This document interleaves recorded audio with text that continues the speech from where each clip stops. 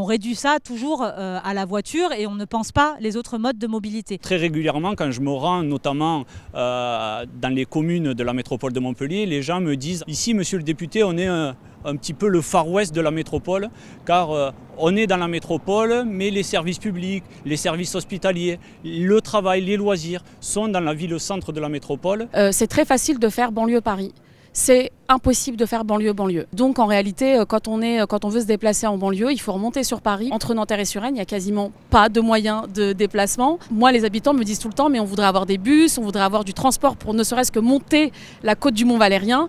Et bien, vous voyez, si vous êtes une personne âgée, si vous êtes avec des poussettes à mobilité réduite, c'est impossible de monter, impossible de traverser. Les RER, le C qui est un calvaire, il n'y a pas une fois où il fonctionne correctement, c'est annulé, supprimé, etc. Ce qu'on a remarqué, en tout cas sur le transport à la demande, c'est que les gens n'osent pas contacter le service pour qu'ils viennent se déplacer uniquement pour eux. Brétigny, c'est très urbain, mais quand on va plus vers Dourdan, Étréchy, Breuillé, ce sont des petites gares qu'on ferme. Donc comment voulez-vous que les gens n'aient pas un autre choix que de prendre leur voiture? Si les gens n'utilisent pas plus le vélo en Bretagne, c'est parce que les pistes cyclables, qui sont toutes nouvelles, toutes fraîchement mises en place avec le plan vélo, eh bien elles ne sont pas assez sécurisées.